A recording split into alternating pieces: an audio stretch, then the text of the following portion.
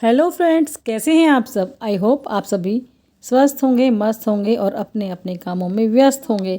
तो फ्रेंड्स, आज मैं जा रही हूँ नए गांव में। ये हमारे पास में ही पड़ता है और पहले हम यहाँ से दूध लेकर आया करते थे। तो आज हम नए गांव की तरफ जा रहे हैं। सोचा क्यों ना आज उस साइड को घूम के आए। तो हम चल दिए हैं नए गांव की तरफ।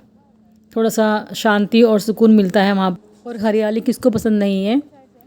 तो अभी अभी मुझे अपनी बचपन की आंखों देखी स्टोरी याद आ गई है। घूमते सुनाती हूँ आपको स्टोरी। तो मेरे बचपन में ना, जहाँ पर हम रहते थे वहाँ पड़ोस में एक सुनारों का घर था। तो वो बहुत अमीर हुआ करते थे उस टाइम पे। जब मैं छोटी थी तब मैं थी 4th क्लास में, उस टाइम की बात है ये।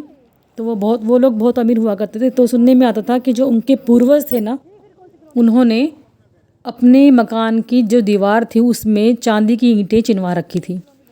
तो जब उनके बच्चों ने वो मकान पुराना हो गया तोड़ा, तो उसमें से चांदी की ईंटें निकली थी बहुत सारी।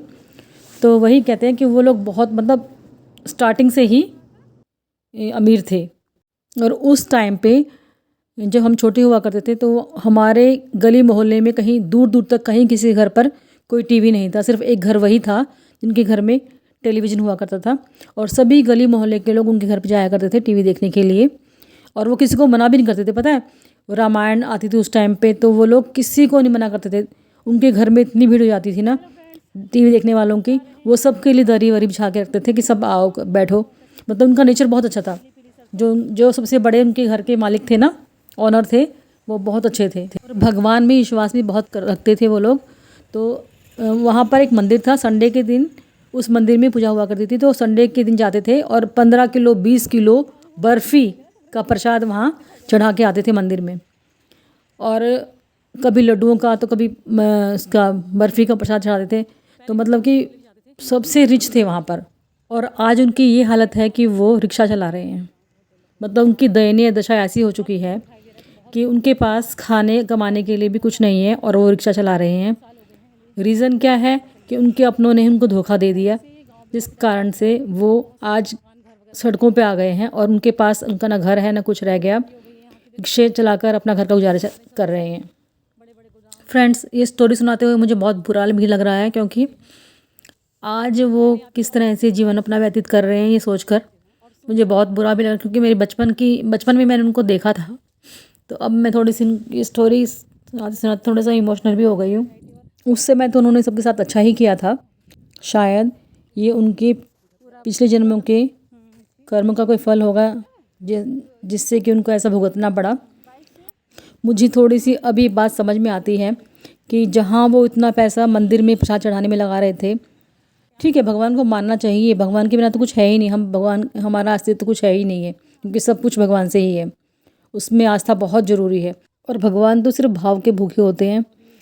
भगवान को कुछ होना चाहिए होता है। भगवान कहते हैं कि मुझे सोचकर तुम गरीबों की सेवा करो, पशु पक्षियों पर दया करो। भगवान तो यही कहते हैं। अगर वो उन पे दया कर दी कि थोड़ा सा हम करें, तो भगवान तो उसी में खुश हो जाते हैं।